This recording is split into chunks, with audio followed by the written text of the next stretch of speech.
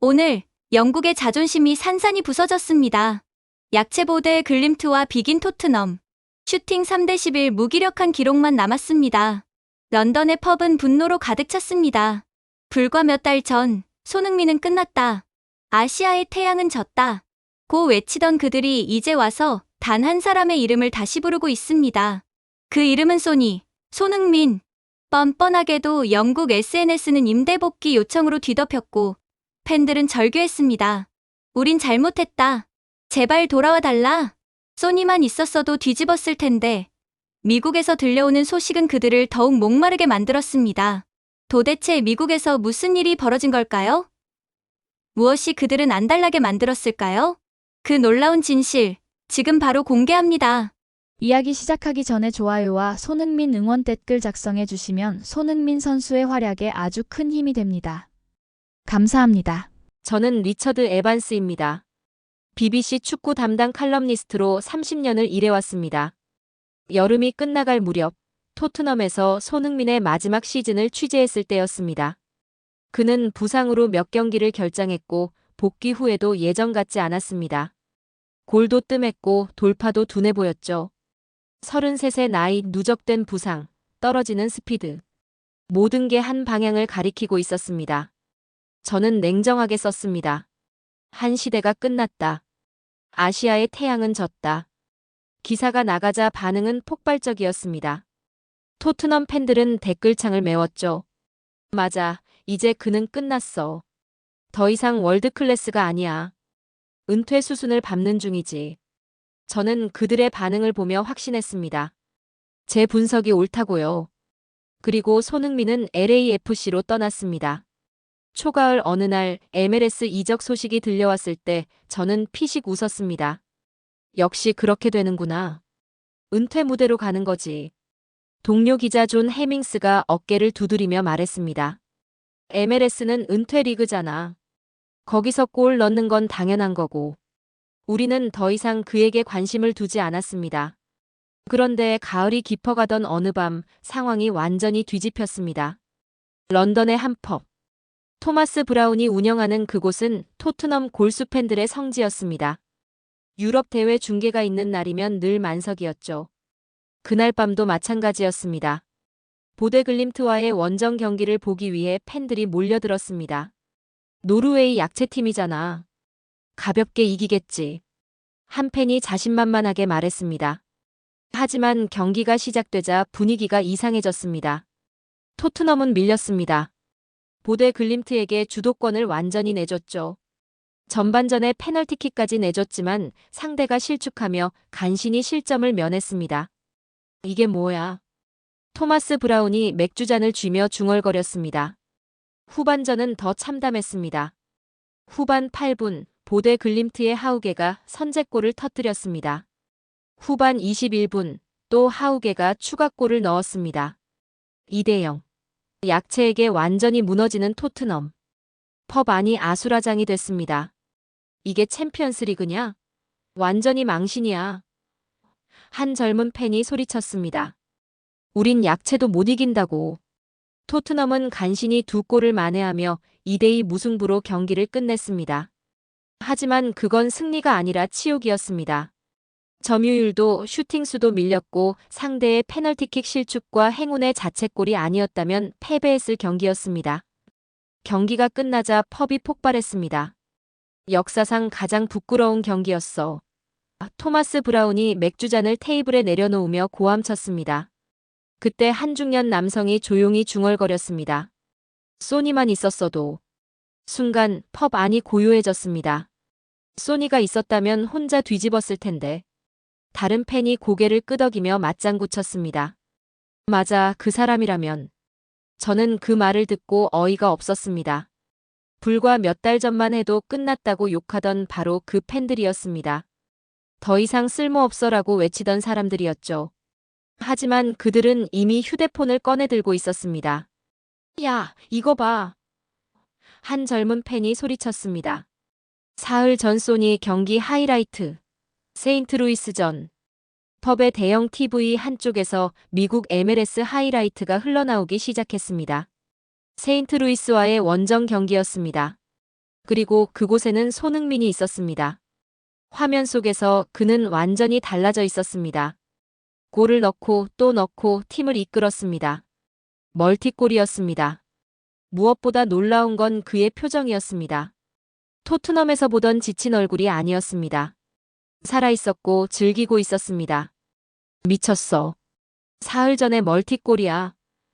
한 팬이 외쳤습니다. 앙리가 아스날 단기 복귀했던 거 기억나? 다른 팬이 검색 결과를 보여주며 말했습니다. 딱 몇 경기만이라도 빌려올 수 없을까? 토마스 브라운이 한숨을 쉬며 말했습니다. 우린 그를 놓쳤어. 완전히 놓쳤다고. SNS는 이미 난리가 났습니다. 소니 컴백 해시태그가 트렌드 1위를 찍었고 토트넘 팬 계정들은 일제히 임대 복귀 요청 글을 올리기 시작했습니다. 제발 돌아와 달라. 우린 잘못했다. 저는 그 모습을 보며 피식 웃었습니다. 몇 달 전만 해도 끝났다고 욕하던 주제에. 하지만 그 냉소는 오래가지 못했습니다. 저는 노트북을 열었습니다. 손가락이 떨렸습니다. 검색창에 손흥민 LAFC를 입력했습니다. 통계 페이지가 나타났습니다. 8경기 8골 3도움. 경기당 1.25 공격 포인트. 말도 안 돼. 저는 중얼거렸습니다. 이게 끝난 선수의 기록이라고. 옆에서 존 해밍스가 제 화면을 보더니 휘파람을 불었습니다. 미쳤네. 완전히 미쳤어. 제 냉소가 흔들리기 시작했습니다. 아니, 무너지기 시작했습니다. 펍 밖으로 나서자 차가운 밤 공기가 뺨을 때렸습니다. 저는 하늘을 올려다봤습니다. 내가 틀렸던 건가? 그 질문이 제 심장을 찔렀습니다. 30년 칼럼니스트 경력이 흔들리는 느낌이었습니다. 집으로 돌아와 저는 세인트루이스전 풀영상을 찾았습니다. 새벽까지 그 영상을 반복해서 봤습니다. 손흥민의 움직임, 위치 선정, 골 결정력. 모든 게 토트넘 시절과 달랐습니다. 도대체 뭐가 달라진 거지? 저는 중얼거리며 영상을 멈췄습니다. 그리고 깨달았습니다. 수비를 안 하네. 토트넘에서는 늘 하프라인까지 내려왔던 그가 LAFC에서는 최전방에만 머물렀습니다. 이게 답이었나? 저는 지난 몇 주간의 LAFC 경기 영상들을 모두 찾아봤습니다. 책상 위에는 커피잔이 3개나 쌓여 있었습니다. 새벽 2시가 넘었지만 잠이 오지 않았습니다. 데이터를 정리하며 저는 놀라움을 금할 수 없었습니다. 손흥민은 LAFC에서 매 경기 골이나 도움을 기록하고 있었습니다. 8경기 8골 3도움. MLS 역사에 새겨질 기록이었습니다. 무엇보다 충격적인 건 그의 역할 변화였습니다. 저는 토트넘 시절 데이터를 찾아봤습니다. 손가락이 떨렸습니다. 화면에 나타난 통계를 보는 순간 저는 입이 떡 벌어졌습니다. 포스테코글루 감독 시절 손흥민은 전 세계 공격수 중 수비 시간 1위였습니다. 히샬리송이 6위였죠. 말도 안 돼. 저는 중얼거렸습니다. 정상급 공격수 둘을 수비수처럼 쓴 겁니다. 공격수가 하프라인 아래까지 내려와서 수비를 하다니요. 그러니까 골이 안 나왔던 거잖아. 저는 머리를 감싸 쥐었습니다. 공격수가 골문 앞에 없는데 어떻게 골을 넣습니까? 당연한 얘기였습니다. 너무나 당연한데 왜 아무도 이걸 문제 삼지 않았을까요? 아니, 문제는 제가 그걸 비판했다는 겁니다. 골이 없는 공격수라고 썼습니다. 하지만 진짜 문제는 사용법이었습니다. 저는 LAFC 경기 영상들을 다시 봤습니다. 손흥민은 정말로 수비 가담을 하지 않았습니다. 최전방 스트라이커로만 서 있었습니다. 볼이 중원에 있을 때도 그는 골문 근처를 맴돌았습니다. 이게 맞는 건가? 저는 고개를 갸우뚱했습니다. 현대 축구에서 공격수의 수비 가담은 필수처럼 여겨졌으니까요. 리버풀의 살라도 수비를 합니다. 맨시티의 홀란드도 압박에 가담합니다. 하지만 LAFC는 달랐습니다. 저는 스티브 체런돌로 감독의 과거 인터뷰를 찾아봤습니다. 시즌 초 한 기자와의 대화였습니다. 감독님의 축구 철학은 무엇입니까? 단순합니다. 공격수는 공격만 하게 하는 겁니다. 수비 가담은요? 필요 없습니다. 감독이 단호하게 말했습니다. 공격수를 수비수처럼 쓰면서 골을 기대하는 건 모순입니다. 저는 그 문장을 노트에 적었습니다. 공격수를 수비수처럼 쓰면서 골을 기대하는 건 모순. 너무나 명확한 논리였습니다. 왜 토트넘은 이걸 몰랐을까요? 저는 세인트루이스전 영상을 다시 재생했습니다. 전반 추가 시간 첫 번째 골. 손흥민은 페널티 박스를 벗어나지 않았습니다. 중원에서 델가도가 볼을 잡았을 때 그는 이미 수비 라인 뒤 공간을 노리고 있었습니다. 정확한 스루 패스가 날아왔습니다. 손흥민의 완벽한 퍼스트 터치. 그리고 골망을 흔드는 슛. 공격수가 공격 위치에 있으니까 골을 넣는 거네. 너무나 당연한 말이었지만 저는 그제야 깨달았습니다. 저는 토트넘 경기 영상을 다시 켰습니다. 손흥민이 하프라인까지 내려와서 수비를 하고 있었습니다. 볼을 뺏고 전방으로 달려갔습니다. 하지만 그 사이 상대 수비는 이미 정리가 됐습니다. 골을 넣을 타이밍을 놓치는 거잖아. 저는 중얼거렸습니다. 후반 15분 손흥민의 두 번째 골을 다시 봤습니다. 페널티 박스 안에서 6명의 수비수가 그를 에워쌌습니다. 하지만 손흥민은 침착하게 볼을 받아 발목 힘으로 반대편을 노려차 골망을 흔들었습니다. 6명이 달라붙는데도 골을 넣어? 저는 놀라서 영상을 반복 재생했습니다. 그리고 깨달았습니다. 손흥민이 항상 최전방에 있으니까 상대 수비가 그를 경계할 수밖에 없다는 것을요. 토트넘에서는 달랐습니다. 손흥민이 수비하러 내려가 있으니까 상대 수비는 여유가 있었습니다. 이게 차이였어. 저는 비교 영상을 만들었습니다. 토트넘 시절 손흥민 하프라인까지 내려와서 수비 가담, 골문 앞에는 없음. LAFC 손흥민 최전방에만 위치, 골 기회 항상 준비. 결과는 명백했습니다. 토트넘 꼴등, 팬들의 비난. LAFC 매 경기 골, 팬들의 찬사. 저는 머리를 감싸 쥐었습니다. 문제는 선수가 아니라 사용법이었어. LAFC 팬 포럼을 확인했습니다. 한 팬이 분석글을 올렸습니다. 손흥민의 히트맵을 봤는데 그는 정말로 페널티 박스를 거의 안 벗어나. 공격수답게 공격 위치에만 있어. 다른 팬이 댓글을 달았습니다. 체런돌로 감독의 천재성이야. 공격수는 공격만 하게 한다는 단순한 철학. 근데 그게 통해. 또 다른 댓글. 토트넘은 왜 저렇게 안 썼대? 공격수를 수비수처럼 쓰고 골을 기대했다니 말도 안 돼. 저는 그 댓글들을 읽으며 부끄러웠습니다. 저도 토트넘 팬들처럼 손흥민을 비난했습니다. 골이 없는 공격수라고 썼습니다. 하지만 진실은 달랐습니다. 골이 없었던 게 아니라 골을 넣을 위치에 있지 못했던 겁니다. 저는 체런돌로 감독의 또 다른 인터뷰를 찾았습니다. 손흥민 영입 직후였습니다. 손흥민을 어떻게 쓸 계획입니까? 최전방 공격수로 씁니다. 오직 공격만 시킬 겁니다. 토트넘에서는 많이 달랐는데요.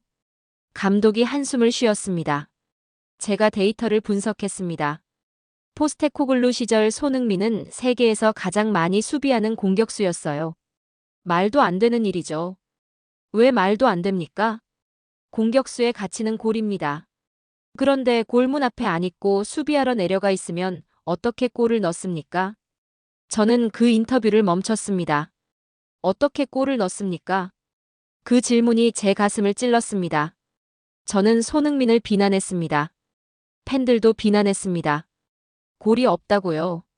하지만 우리는 질문하지 않았습니다. 왜 골이 없을까? 뭐가 문제일까? 그저 선수만 탓했습니다. 저는 창밖을 봤습니다. 런던의 아침이 밝아오고 있었습니다. 하지만 제 마음은 여전히 어두웠습니다. 내가 틀렸어. 완전히 틀렸어. 저는 키보드를 열었습니다. 기사를 쓸 시간이었습니다. 공격수를 공격수로 쓰자 그는 다시 날았다. 제목을 타이핑했습니다. 토트넘은 손흥민을 수비수처럼 썼다.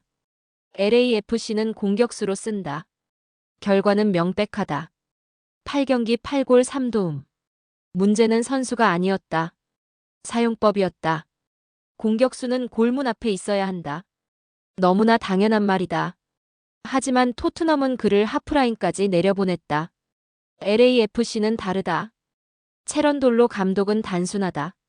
공격수는 공격만 하게 하라. 그 단순한 철학이 손흥민을 부활시켰다.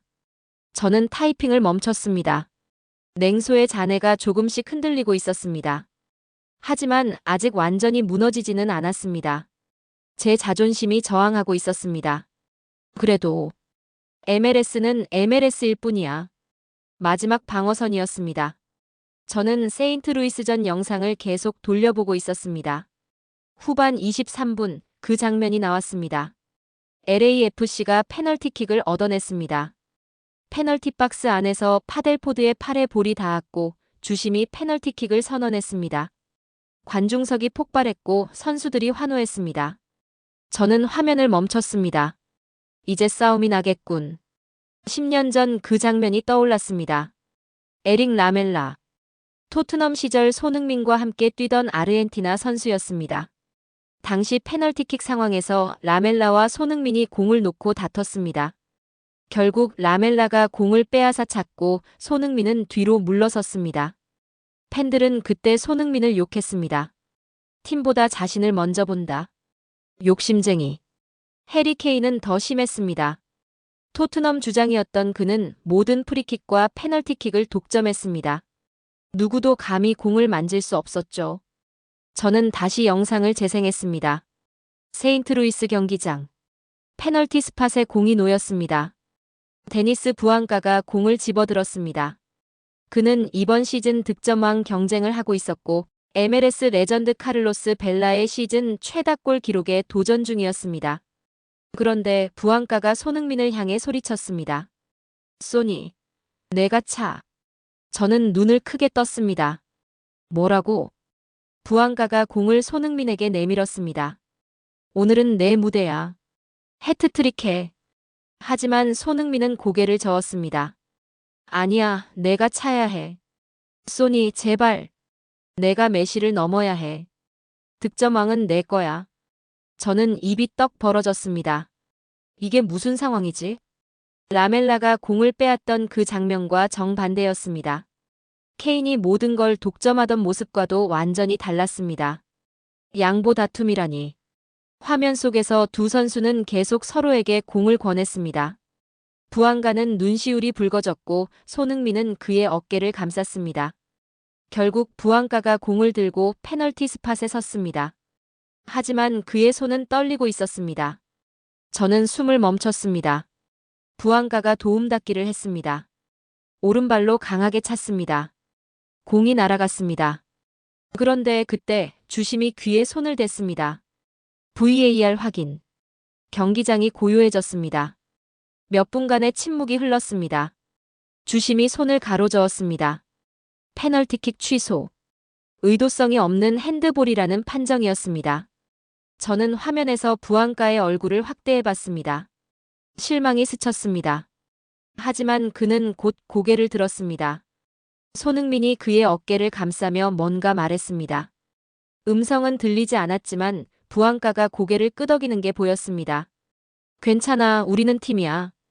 해설자의 목소리가 들렸습니다. 저건 자기 기록이 아니라 팀을 위한 목소리입니다. 관중석에서 기립박수가 터져나왔습니다. 저는 영상을 멈추고 뒤로 기댔습니다. 골은 사라졌는데 감동은 더 크네. 트위터를 확인했습니다. 해시태그 양보 의미약 해시태그가 폭발하고 있었습니다. 이게 진짜 팀워크다. 라멜라 사건 생각하면 눈물 나네. 손흥민은 정말 다른 종족이야. 저는 라멜라 사건 기사를 다시 찾아봤습니다. 당시 저도 손흥민을 비판하는 칼럼을 썼었습니다. 팀플레이어가 아니다라고요. 내가 완전히 틀렸네. 저는 고개를 숙였습니다. 손흥민은 변한 게 아니었습니다. 처음부터 그런 사람이었을지도 모릅니다. 라멜라와 케인이 욕심쟁이였을 뿐. 저는 LAFC 팬포럼을 뒤적였습니다. 한 팬이 이렇게 썼습니다. 부앙가는 원래 이기적인 선수였어. 근데 소지 온 후로 완전히 달라졌어. 이제 패스도 하고 동료를 챙겨. 다른 팬이 댓글을 달았습니다. 소니가 팀 문화를 바꿨어. 이제 우리는 진짜 팀이야. 저는 펜을 집어들었습니다. 냉소가 균열나고 있다. 제 30년 경력이 흔들리고 있었습니다. 제가 확신했던 모든 분석들이 틀렸을지도 모른다는 두려움이 밀려왔습니다. 저는 토트넘 시절 손흥민을 다시 떠올렸습니다. 케인이 모든 세트피스를 독점했습니다. 라멜라가 공을 빼앗았습니다. 손흥민은 늘 양보했습니다. 팬들은 그를 욕심 없는 선수라고 비웃었습니다. 저도 리더십이 부족하다고 썼습니다. 하지만 진실은 달랐습니다. 손흥민은 처음부터 팀을 위하는 선수였습니다. 문제는 토트넘의 문화였습니다. 욕심쟁이들 사이에서 그의 양보는 약점으로 보였을 뿐입니다. LAFC는 달랐습니다. 부안가는 손흥민의 양보를 보고 배웠습니다. 이기적이던 선수가 이타적으로 변했습니다. 팀 전체가 달라졌습니다. 저는 체런돌로 감독의 인터뷰를 다시 찾아봤습니다. 손흥민은 기술이 아니라 철학을 가져왔습니다. 그 문장이 제 가슴을 찔렀습니다. 저는 세인트루이스전 영상을 끝까지 봤습니다. 페널티킥은 취소됐지만 LAFC는 경기를 이겼습니다. 손흥민의 이 골로요. 경기 후 부안가와 손흥민이 포옹하는 장면이 클로즈업 됐습니다. 두 선수 모두 웃고 있었습니다. 저는 눈시울이 뜨거워지는 걸 느꼈습니다. 이게 진짜 팀이구나. 런던의 펍이 떠올랐습니다. 토마스 브라운과 팬들의 절규가 들렸습니다. 소니만 있었어도 그들이 그리워하는 건 손흥민의 골 능력이 아니었습니다. 팀을 하나로 만드는 그의 철학이었습니다. 저는 노트에 적었습니다. 라멜라의 욕심 대 손흥민의 양보. 토트넘의 분열 대 LAFC의 단결. 이게 차이였다. 냉소는 거의 무너졌습니다. 남은 건 부끄러움이었습니다. 저는 제가 썼던 기사들을 다시 봤습니다. 한 시대가 끝났다. 아시아의 태양은 졌다. 내가 완전히 틀렸어. 저는 새벽까지 손흥민의 영상들을 보다가 잠들었습니다. 다음 날 아침 휴대폰 알람이 울렸습니다. 토트넘 팬포럼에서 설정해둔 알림이었습니다. 새로운 게시글이 폭발적으로 올라오고 있었습니다. 토트넘 BS 보되 완전 망신. 우린 약체도 못 이긴다. 소니 없는 토트넘은 이게 한계. 저는 포럼을 스크롤하며 읽어내려갔습니다. 한 팬이 썼습니다. 보데 글림트한테 이 골 먹고 겨우 비겼어. 점유율도 밀렸고 슈팅도 밀렸어. 이게 챔피언스리그 팀 맞아? 다른 팬이 댓글을 달았습니다. 페널티킥 실축 안 했으면 졌어. 자책골 아니었으면 졌어. 완전히 행운으로 비긴 거야. 저는 경기 통계를 찾아봤습니다. 슈팅 수에서 밀렸습니다. 점유율도 우세하지 못했습니다. 약체 보데 글림트에게 주도권을 완전히 내준 경기였습니다. 이게 토트넘의 현실이구나. 영국 언론들도 난리였습니다. 역사상 가장 부끄러운 밤 챔피언스리그 수치 토트넘, 정체성 상실. 저는 펜을 들었습니다. 칼럼을 써야 했습니다. 하지만 손이 떨렸습니다. 뭘 써야 하지? 토트넘을 비판해야 할까요? 아니면 손흥민을 그리워하는 팬들을 조롱해야 할까요? 저는 창밖을 바라봤습니다. 런던의 회색 하늘이 보였습니다. 비가 내리고 있었습니다. 그때 제 머릿속에 세인트루이스전 장면이 떠올랐습니다. 후반 15분 손흥민의 두 번째 골. 페널티 박스 안에서 6명의 수비수가 그를 에워쌌습니다. 하지만 손흥민은 침착하게 볼을 받아 발목 힘으로 반대편을 노려차 골망을 흔들었습니다. 수비 6명을 끌어당기고도 골을 넣었어. 저는 토트넘 경기를 떠올렸습니다. 보데 글림트 수비는 어땠을까요? 히샬리송과 쿠두스를 막는데 몇 명이 필요했을까요? 저는 보대전 영상을 찾아봤습니다. 토트넘 공격수들은 수비수 한두 명만 상대했습니다. 위협이 없으니까요. 보대 수비진은 여유롭게 대응했습니다. 차이가 이거였어. 저는 노트에 적었습니다. 영국 약체에게 끌려다님. 미국 강자를 찢어버림. 그 대비가 선명했습니다. 토트넘은 보데 글림트라는 약체에게 이 골을 내줬습니다. 간신히 비겼습니다. 팬들은 분노했습니다. LAFC는 세인트루이스를 상대로 압도했습니다. 손흥민 2골, 부안가 1골. 완승이었습니다. 저는 다시 팬포럼을 확인했습니다. 토마스 브라운이 새 글을 올렸습니다. 펍에서 어젯밤 토트넘 경기 봤다. 완전 화났다. 그런데 옆 테이블에서 누가 쏘니 세인트루이스전 하이라이트를 보고 있었다. 나도 모르게 그쪽을 계속 쳐다봤다. 우린 약체도 못 이기는데 그는 강자를 찍고 있었다. 댓글이 수백 개 달렸습니다. 맞아, 이게 현실이야. 우리가 그를 놓쳤어. 돌이킬 수 없는 실수를 한 거야. 저는 손으로 얼굴을 감쌌습니다. 내가 뭘 한 거지? 저는 제가 썼던 기사들을 다시 봤습니다. 한 시대가 끝났다. MLS는 은퇴 리그다. 손흥민은 끝난 선수다. 모두 틀렸습니다. 손흥민은 끝나지 않았습니다. 토트넘이 글을 제대로 쓰지 못했을 뿐입니다. 저는 세인트루이스전 영상을 다시 재생했습니다. 손흥민의 첫 번째 골. 전반 추가 시간. 정확한 움직임, 완벽한 타이밍, 냉정한 마무리. 두 번째 골. 후반 15분. 6명 수비를 상대로 한 예술적인 골. 이게 끝난 선수의 플레이야? 저는 중얼거렸습니다. 부안가가 경기 후 인터뷰에서 말했습니다. 우린 소니한테 공을 몰아주지 않아요. 가장 확실한 길로만 줍니다. 근데 그게 항상 소니더라고요. 저는 그 문장을 노트에 적었습니다. 토트넘은 손흥민에게 공을 몰아주지 않았습니다. 케인에게 몰아줬죠. 손흥민은 수비나 하라고 했습니다. LAFC는 달랐습니다. 가장 확실한 선수에게 공을 줬습니다. 그게 손흥민이었습니다. 결과는 명백했습니다.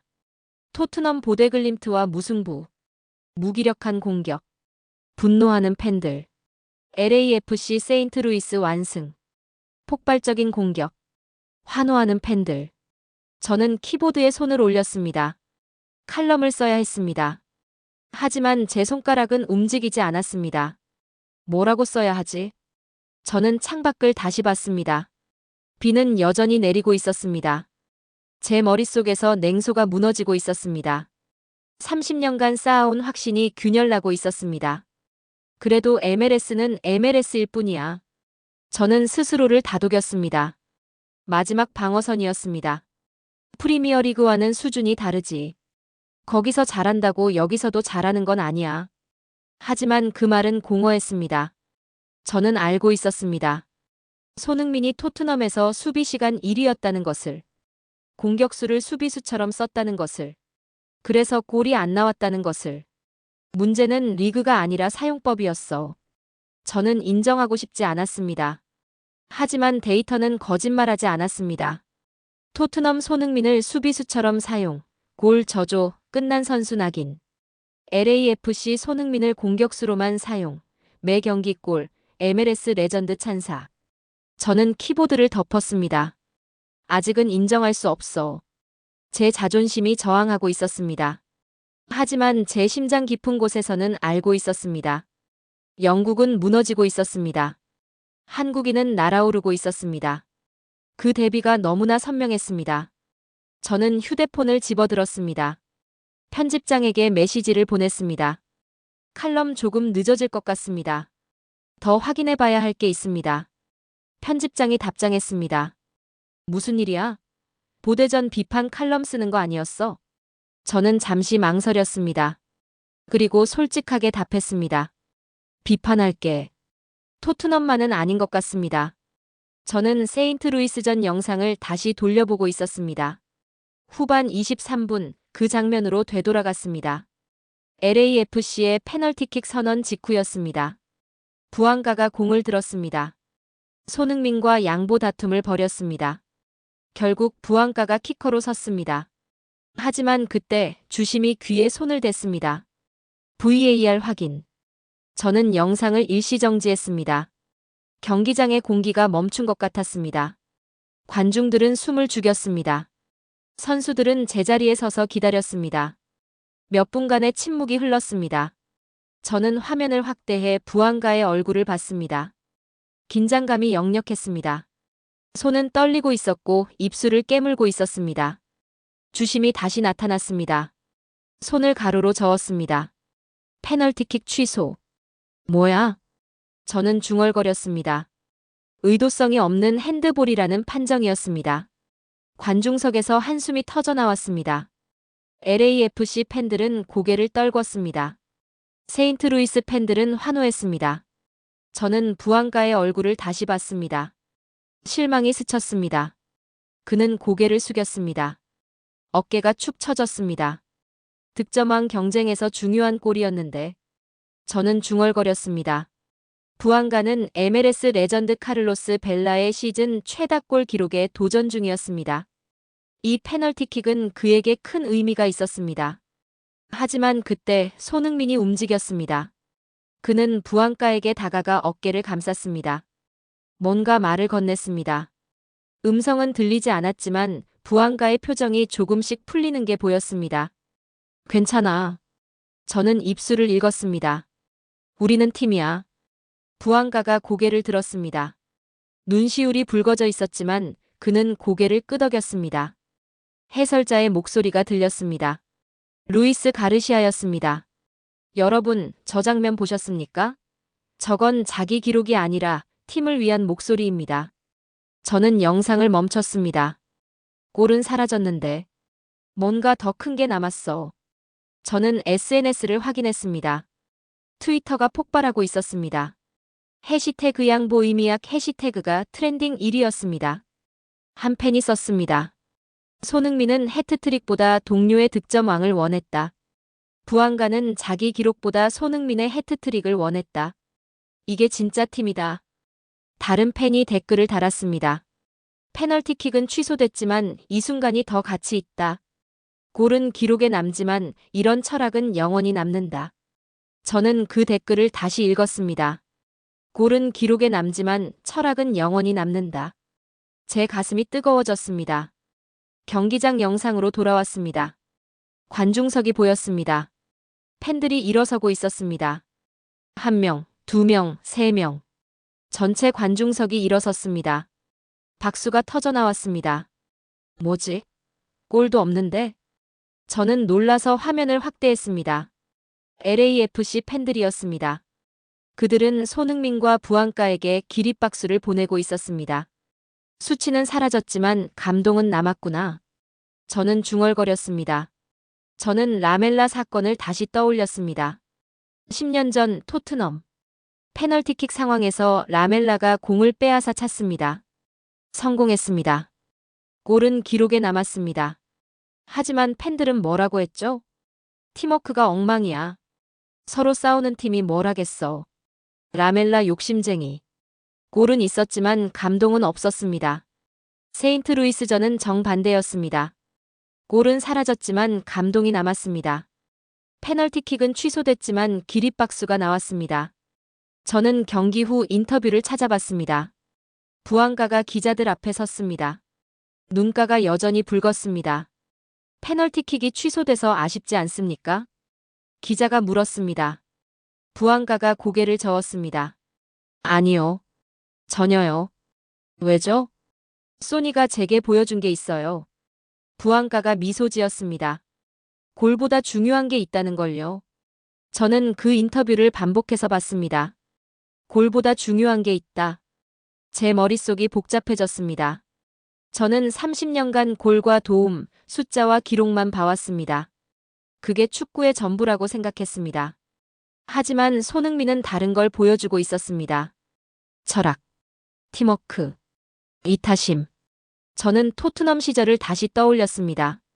케인이 모든 프리킥을 독점했습니다. 라멜라가 페널티킥을 빼앗았습니다. 손흥민은 늘 양보했습니다. 팬들은 그를 리더십 없는 선수라고 비웃었습니다. 저도 주장감이 아니다라고 썼습니다. 하지만 진짜 리더는 누구였을까요? 골을 독점하는 케인, 공을 빼앗는 라멜라, 아니면 양보하는 손흥민. 저는 세인트루이스 관중석 영상을 다시 봤습니다. 기립박수를 보내는 팬들, 눈물을 훔치는 사람들, 환호하는 관중들. 이들은 뭘 보고 박수를 보내는 거지? 저는 중얼거렸습니다. 골이 아니었습니다. 페널티킥은 취소됐으니까요. 기록도 아니었습니다. 숫자는 변하지 않았으니까요. 그들이 본 건 철학이었습니다.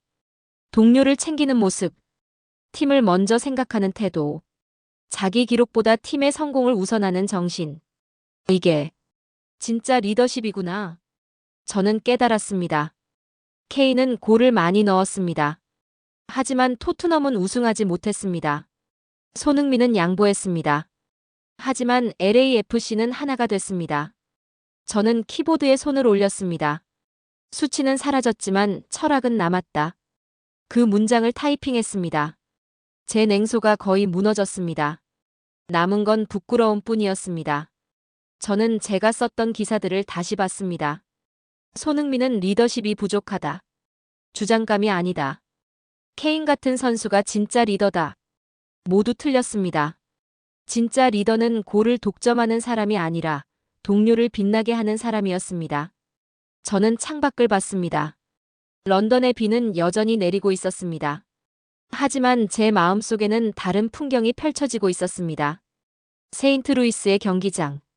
기립박수를 보내는 관중들. 어깨를 감싸는 손흥민. 고개를 끄덕이는 부안가. 이게 답이었어. 저는 중얼거렸습니다. 제 30년 경력이 완전히 흔들리고 있었습니다. 하지만 이제는 인정할 준비가 되어가고 있었습니다. 제가 틀렸다는 것을. 손흥민이 옳았다는 것을. 그리고 영국이 놓친 게 단순한 골잡이가 아니라 팀을 바꾸는 철학자였다는 것을. 저는 세인트루이스 경기장 관중석 영상을 계속 돌려보고 있었습니다. 한 관중의 얼굴이 클로즈업 됐습니다. 중년 남성이었습니다. 그의 눈가에 눈물이 맺혀 있었습니다. 왜 울고 있지? 저는 중얼거렸습니다. 페널티킥은 취소됐는데요. 골도 없었는데요. 카메라가 다른 관중들을 비췄습니다.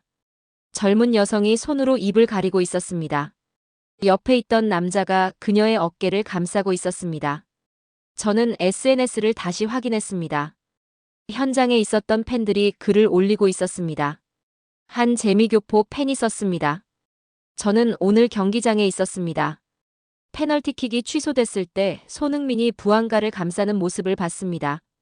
10년 전 라멜라 사건이 떠올랐습니다. 그때는 분노했는데 오늘은 눈물이 났습니다. 상처가 치유되는 것 같았어요. 저는 그 글을 멈춰서 읽었습니다. 상처가 치유된다. 10년 전 라멜라 사건. 저도 기억했습니다. 토트넘 팬들이 분노했습니다. 팀이 이게 뭐야? 서로 공을 빼앗는 게 말이 돼? 손흥민도 욕을 먹었습니다. 너무 약해. 리더십이 없어. 그 상처가 10년 동안 남아있었나 봅니다. 다른 팬이 댓글을 달았습니다. 옆자리 미국 청년이 소리쳤어요. 이건 축구가 아니라 철학이다. 라고요. 저도 모르게 고개를 끄덕였습니다. 저는 노트에 적었습니다. 축구가 아니라 철학. 그 문장이 제 가슴을 찔렀습니다. 저는 런던의 펍을 떠올렸습니다. 토마스 브라운의 펍. 보데 글림트전을 보며 분노하던 그곳. 토마스가 어떤 반응을 보일지 궁금했습니다. 저는 그의 SNS를 찾아봤습니다. 새 게시글이 올라와 있었습니다. 오늘 펍에서 세인트루이스전 하이라이트를 틀었다. 처음에는 별 생각 없이 봤다. 그런데 페널티킥 장면이 나왔을 때 펍 안이 조용해졌다. 손흥민과 부안가가 서로에게 공을 양보하는 모습. 10년 전 라멜라 사건 때는 분노했다. 하지만 오늘은 감동이었다. 댓글이 수백 개 달려 있었습니다. 저도 펍에서 봤어요. 눈물 났습니다. 라멜라는 공을 빼앗았지만 소니는 공을 양보했다. 우린 진짜 보물을 놓쳤어. 저는 스크롤을 내렸습니다. 한 팬이 썼습니다. 보대전 보면서 생각했어요. 우린 약체도 못 이기는데 소니는 강자를 찍고 있다고요. 그런데 더 충격적인 건 그가 골보다 더 중요한 걸 보여주고 있다는 겁니다. 저는 그 문장에 밑줄을 그었습니다. 골보다 더 중요한 것. 저는 토트넘 시절을 다시 떠올렸습니다. 해리 케인. 그는 토트넘 역대 최다 골 기록을 가지고 있었습니다. 엄청난 득점력이었죠. 팬들은 그를 레전드라고 불렀습니다. 하지만 토트넘은 우승하지 못했습니다. 손흥민은 케인만큼 골을 넣지 못했습니다. 하지만 팀을 위해 뛰었습니다. 수비도 하고 양보도 하고 동료를 챙겼습니다. 팬들은 그를 리더십 부족이라고 비난했습니다. 우리가 뭘 본 거지? 저는 중얼거렸습니다. 골 숫자만 봤습니다. 개인 기록만 봤습니다. 화려한 플레이만 봤습니다. 정작 중요한 걸 놓쳤습니다. 팀을 하나로 만드는 힘, 동료를 성장시키는 능력, 양보하는 용기. 저는 트위터를 계속 확인했습니다. 손흥민 해시태그가 전 세계 트렌딩에 올라 있었습니다. 한 토트넘 팬이 올린 영상이 바이럴됐습니다. 왼쪽에는 라멜라가 공을 빼앗는 장면, 오른쪽에는 손흥민이 부안가에게 공을 양보하는 장면. 제목은 이랬습니다. 욕심 대 양보. 토트넘의 과거 대 LAFC의 현재. 조회수가 100만을 넘어가고 있었습니다. 댓글들이 폭발하고 있었습니다. 토트넘은 개인주의로 무너졌고 LAFC는 팀워크로 날아오른다. 우린 소니를 끝난 선수라고 욕했지만 사실 끝난 건 우리였어. 영국이 놓친 건 골잡이가 아니라 팀 빌더였다. 저는 그 댓글들을 하나하나 읽었습니다. 제 가슴이 답답해졌습니다. 저도 그들처럼 손흥민을 욕했습니다. 한 시대가 끝났다고 썼습니다. 은퇴 무대로 간다고 조롱했습니다. 하지만 틀렸습니다. 끝난 건 손흥민이 아니라 토트넘의 문화였습니다. 문제는 선수가 아니라 시스템이었습니다. 저는 펜을 들었습니다. 냉소가 사라지고 있다. 제 손이 떨렸습니다. 그 자리에 뭔가 다른 게 들어서고 있었습니다. 존경? 부끄러움? 아니면 후회? 저는 창밖을 봤습니다. 런던의 비가 그쳤습니다. 구름 사이로 햇살이 비치고 있었습니다. 제 휴대폰이 울렸습니다. 존 해밍스였습니다. 리처드, 세인트루이스전 봤어? 응, 봤어. 미쳤지? 페널티킥 양보하는 거. 그래. 근데 말이야. 존의 목소리가 낮아졌습니다. 우리가 틀렸던 것 같아. 저는 침묵했습니다. 손흥민 말이야. 존이 계속 말했습니다. 끝난 게 아니었어. 우리가 제대로 못 봤던 거야. 나도 그렇게 생각해. 저는 솔직하게 말했습니다. 펍에서 팬들 반응 봤어? 존이 물었습니다. 다들 울고 있더라. 토마스 브라운도 글 올렸어. 감동이라고. 봤어. 라멜라 사건 때는 분노했는데 이번엔 감동이래. 뭐가 달라진 거지? 저는 잠시 생각했습니다. 환경이야. 뭐? 토트넘은 욕심쟁이들의 집합이었어. 케인, 라멜라 다들 자기 기록만 챙겼지. 그 속에서 손흥민의 양보는 약점으로 보였어. 그런데 LAFC는 달라. 체런돌로 감독이 팀워크를 강조해. 부안가도 변했고. 그 속에서 손흥민의 양보는 미덕이 된 거야. 존이 한숨을 쉬었습니다.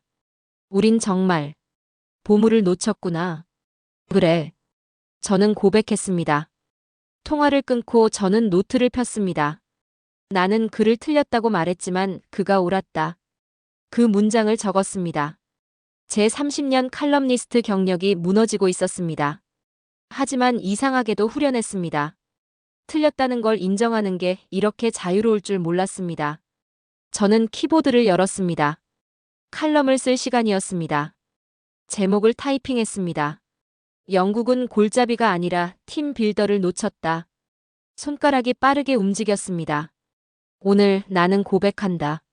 나는 손흥민을 틀렸다고 말했다. 하지만 틀린 건 나였다. 문장들이 쏟아져 나왔습니다. 라멜라는 공을 빼앗았지만 팀을 분열시켰다. 손흥민은 공을 양보했지만 팀을 하나로 만들었다. 토트넘은 욕심으로 무너졌다. LAFC는 양보로 날아올랐다. 영국이 배워야 할 때다. 개인의 욕심이 아니라 이타심이 팀을 살린다는 것을. 저는 타이핑을 멈추지 않았습니다. 눈물이 흐르는 줄도 몰랐습니다. 저는 세인트루이스전 경기 후 기자회견 영상을 찾아냈습니다. LAFC 공식 유튜브 채널에 올라온 풀버전이었습니다. 새벽 3시였지만 잠이 오지 않았습니다. 영상을 재생했습니다. 회견장 문이 열리고 스티브 체런돌로 감독이 들어왔습니다. 그 뒤로 손흥민과 데니스 부안가가 따라 들어왔습니다. 한 현지 기자가 먼저 질문했습니다. 감독님, LAFC가 최근 연승을 달리고 있습니다. 무엇이 팀을 이렇게 강하게 만들었습니까? 체런돌로 감독이 단호하게 답했습니다. 손흥민입니다. 저는 영상을 일시정지했습니다. 손흥민이라고 다시 재생했습니다. 손흥민은 기술이 아니라 철학을 가져왔습니다. 저는 펜을 들었습니다. 손이 떨렸습니다. 다른 기자가 물었습니다. 철학이라고요? 구체적으로 무슨 의미입니까? 감독이 손흥민을 바라봤습니다. 그는 팀을 다시 정의했습니다. 우리는 이제 개인의 기록이 아니라 팀의 승리를 먼저 생각합니다. 저는 그 문장을 노트에 적었습니다. 부안가가 옆에서 웃으며 끼어들었습니다. 소니는 제 경쟁자가 아니라 제 형제입니다. 저는 영상을 멈췄습니다. 형제라니. 부안가의 표정을 자세히 봤습니다. 진심이 담겨 있었습니다. 다시 재생했습니다. 저는 원래 이기적인 선수였어요. 공만 잡으면 제가 슛을 쏘려고 했죠. 그런데 소니가 왔고 모든 게 바뀌었습니다. 어떻게 바뀌었습니까? 기자가 물었습니다. 소니는 저보다 더 좋은 위치에 있어도 제게 패스했어요. 처음에는 이해가 안 됐습니다. 왜 자기가 안 차지? 그런데 나중에 깨달았어요. 그는 제가 자신감을 얻길 원했던 거예요. 저는 숨을 멈췄습니다. 그래서 저도 배웠습니다. 소니가 더 좋은 위치에 있으면 패스하는 거요. 세인트루이스전 페널티킥도 그래서 양보하려 했던 겁니다. 부안가의 눈가가 붉어졌습니다. 소니는 해트트릭보다 제 득점왕을 원했어요. 그게 정말 감동이었습니다. 저는 영상을 멈추고 뒤로 기댔습니다. 이게 진짜구나. 저는 부안가의 과거 인터뷰를 찾아봤습니다. 시즌 초 영상이었습니다. 제 목표는 득점왕입니다. 카를로스 벨라의 기록을 넘고 싶어요. 화면 속 부안가는 자신만만했습니다. 오만해 보이기까지 했습니다. 댓글들도 비슷했습니다. 부안가는 너무 이기적이야. 팀플레이를 모르는 선수. 욕심쟁이. 저는 세인트루이스전 인터뷰와 비교했습니다. 완전히 다른 사람이었습니다. 눈빛이 달랐습니다. 말투가 달랐습니다. 무엇보다 형제라는 단어를 쓰는 사람으로 변했습니다. 저는 다시 경기 후 기자회견으로 돌아왔습니다. 한 기자가 손흥민에게 물었습니다. 손 선수, 왜 양보하십니까? 해트트릭 기회였는데요. 손흥민이 미소 지었습니다. 데니스가 더 필요했습니다. 그는 득점왕 경쟁을 하고 있어요. 제 골 하나보다 그의 자신감이 팀에 더 중요합니다. 하지만 개인 기록도 중요하지 않습니까? 기록은 결과입니다. 손흥민이 차분하게 말했습니다. 팀이 잘 되면 기록은 따라옵니다. 토트넘에서 배웠어요. 개인 기록을 쫓으면 팀이 무너진다는 걸요. 저는 그 말에 가슴이 찔렸습니다. 토트넘, 케인의 독점, 라멜라의 욕심, 팀의 분열. 저는 런던의 펍을 떠올렸습니다. 토마스 브라운이 신문을 덮으며 말하던 장면.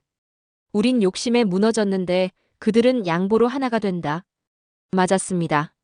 저는 토트넘 팬포럼을 다시 확인했습니다. 새로운 글들이 계속 올라오고 있었습니다. 한 팬이 LAFC 기자회견 영상을 공유하며 썼습니다. 감독이 뭐라고 했는지 들었어? 손흥민은 기술이 아니라 철학을 가져왔다고. 우린 그 철학을 버렸어. 댓글이 폭발했습니다. 맞아, 우린 케인의 골만 원했어. 개인 기록을 숭배했지. 팀워크는 안중에도 없었고.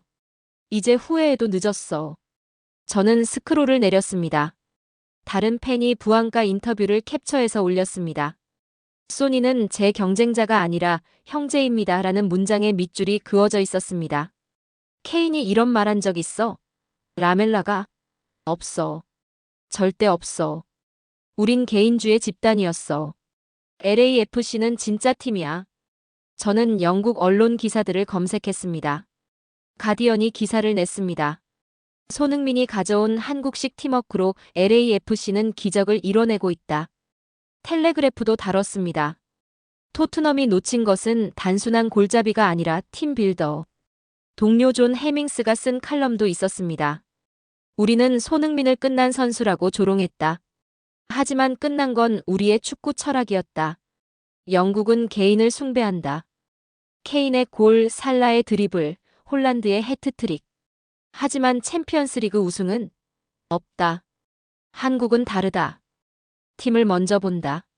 손흥민이 LAFC에서 보여주는 게 바로 그것이다. 저는 존의 칼럼을 끝까지 읽었습니다. 부안가는 이렇게 말했다. 소니는 제 형제입니다. 케인이 손흥민을 형제라고 부른 적이 있는가? 라멜라는 우리는 동료를 경쟁자로만 봤다. 밟고 올라서야 할 상대로만 봤다. 그래서 무너졌다. 저는 창밖을 봤습니다. 런던의 새벽이 밝아오고 있었습니다. 저는 키보드를 열었습니다. 칼럼을 쓸 시간이었습니다. 오늘 나는 LAFC 기자회견을 봤다. 스티브 체런돌로 감독의 말이 내 가슴을 찔렀다. 손흥민은 기술이 아니라 철학을 가져왔다. 데니스 부안가의 고백도 들었다. 소니는 제 경쟁자가 아니라 형제입니다. 토트넘에서 들어본 적 없는 말이다. 우리는 개인을 숭배했다. 케인의 골 기록, 개인 영광, 독점적 명예. 그 욕심이 팀을 갈라놓았다. LAFC는 다르다. 양보가 미덕이다. 동료가 형제다. 팀이 전부다. 토마스 브라운이 펍에서 말했다. 우린 욕심에 무너졌는데 그들은 양보로 하나가 된다. 정확한 진단이다. 영국은 이제 배워야 한다. 개인의 욕심이 아니라 이타심이 팀을 살린다는 것을. 우리가 놓친 건 골잡이가 아니었다. 팀을 하나로 만드는 철학자였다. 저는 타이핑을 멈추지 않았습니다. 눈물이 키보드에 떨어지는 것도 몰랐습니다. 새벽 5시 저는 마지막 문장을 썼습니다. 우린 잘못했다. 손흥민을 놓쳤다. 다시 데려와야 한다. 저는 마지막 문장을 쓰기 위해 펜을 들었습니다. 런던의 아침 햇살이 창문으로 들어왔습니다. 밤새 쓴 칼럼이 화면에 가득했습니다. 하지만 뭔가 부족했습니다. 저는 손흥민의 통계 페이지를 다시 열었습니다. 8경기 8골 3도움. 경기당 1.25 공격 포인트. MLS 역사에 새겨질 숫자들이었습니다.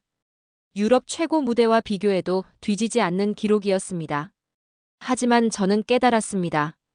기록보다 강렬한 건 철학이었어. 저는 세인트루이스전 페널티킥 장면을 다시 재생했습니다. 부안가가 기자석 앞에서 말했던 것. 소니는 해트트릭보다 제 득점왕을 원했습니다. 그 문장이 모든 걸 설명했습니다. 저는 숨을 고르며 고개를 끄덕였습니다. 그의 양보가 우리의 문화였어야 했는데. 라멜라의 욕심이 떠올랐습니다. 10년 전 그 장면. 공을 빼앗고 혼자 차고 팀을 분열시켰던 순간들. 케인의 독점도 생각났습니다. 모든 프리킥, 모든 페널티킥을 차지했던 주장. 팀원들은 그저 구경꾼이었습니다. 그 모든 과거를 정반대로 뒤집은 단 한 사람. 손흥민. 저는 LAFC 팬들의 반응을 다시 확인했습니다. 한 팬이 올린 영상이 바이럴되고 있었습니다. 경기장에서 직접 찍은 영상이었습니다. 우린 이제 LAFC가 아니야. 한 팬이 소리쳤습니다. 우린 바이브스야. 팀 바이브스. 다른 팬들이 환호했습니다. 바이브스. 바이브스. 팀 이름도 바뀌고 있었습니다. 개인들의 집합이 아니라 하나의 바이브, 하나의 에너지로 통하는 팀. 저는 그 영상을 보며 눈시울이 뜨거워졌습니다. 토트넘에서는 볼 수 없었던 광경이었습니다. 저는 토트넘 팬포럼을 마지막으로 확인했습니다. 토마스 브라운이 새벽에 올린 글이 있었습니다. 펍을 닫고 집에 왔다. LAFC 경기들을 밤새 돌려봤다. 눈물이 났다. 우리가 뭘 놓쳤는지 이제야 알겠다. 골잡이가 아니었다. 팀을 하나로 만드는 사람이었다. 우린 정말 잘못했다.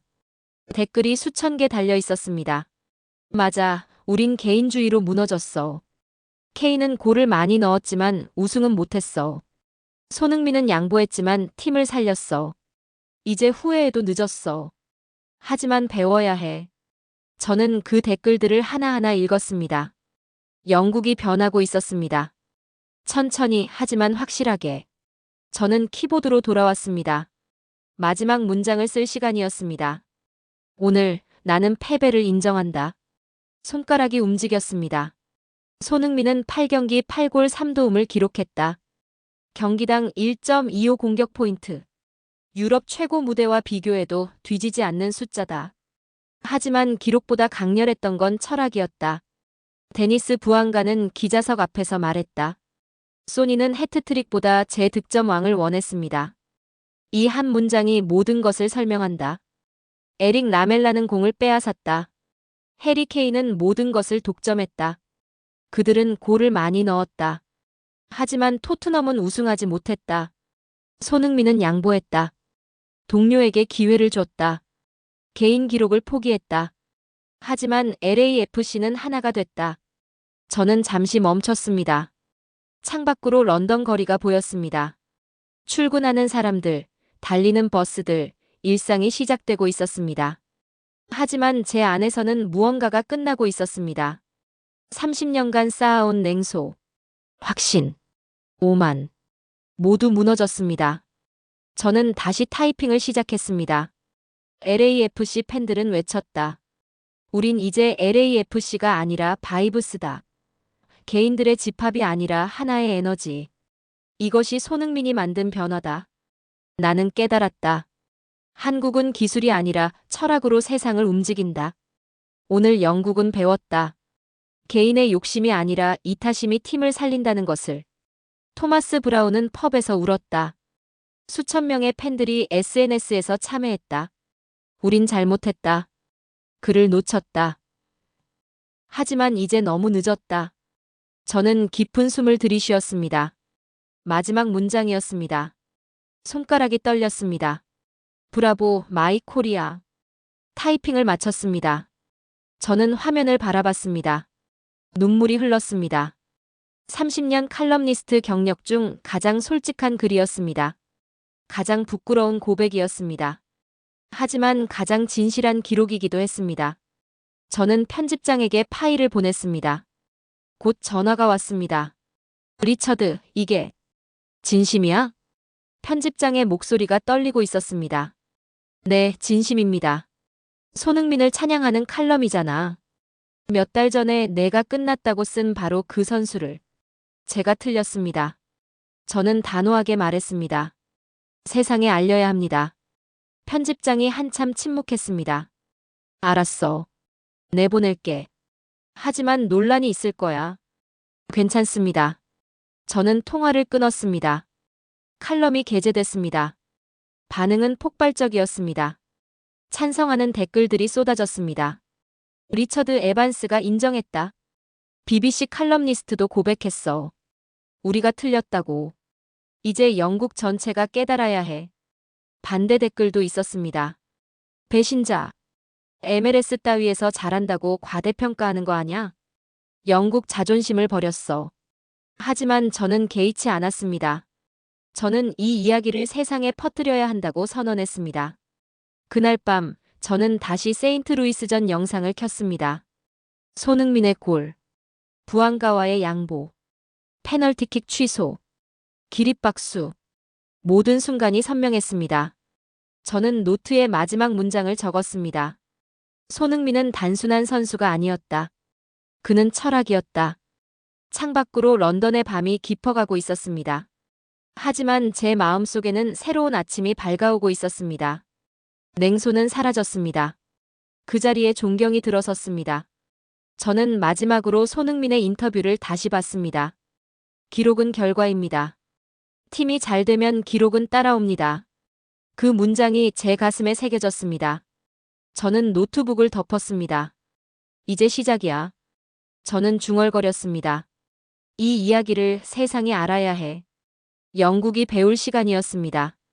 개인주의가 아니라 팀워크를, 욕심이 아니라 양보를, 골 숫자가 아니라 철학을, 손흥민이 보여준 그 모든 것을. 브라보, 마이 코리아. 저는 그 문장을 다시 한번 소리내어 읽었습니다. 눈물이 또다시 흘렀습니다. 하지만 이번에는 부끄러움이 아니었습니다. 감동이었습니다. 희망이었습니다. 그리고 새로운 시작이었습니다. 8경기 8골 3도움. 경기당 1.25라는 공격 포인트는 유럽 최고 무대와 비교해도 뒤지지 않는 수치였습니다. 그러나 더 강렬했던 건 수치가 아니었습니다. 라멜라와 케인이 남긴 욕심의 그림자. 그 모든 과거를 정반대로 뒤집은 단 한 장면. 양보의 철학이었습니다. 득점왕을 두고도 공을 내어주는 장면. VAR이 골을 지워도 어깨를 감싸며 웃는 모습. 팬들은 눈물을 흘렸고 미국의 관중은 기립했습니다. 영국은 욕심에 무너졌지만 한국은 양보로 하나가 되었습니다. 저는 선언합니다. 진짜 승리는 기록이 아니라 철학에 있었다고. 오늘 세계는 배웠습니다. 축구를 넘어 인생을 바꾸는 힘. 그것이 바로 한국의 철학이었습니다. 브라보, 마이 코리아. 좋아요와 구독, 그리고 이 이야기를 세상에 알려주세요.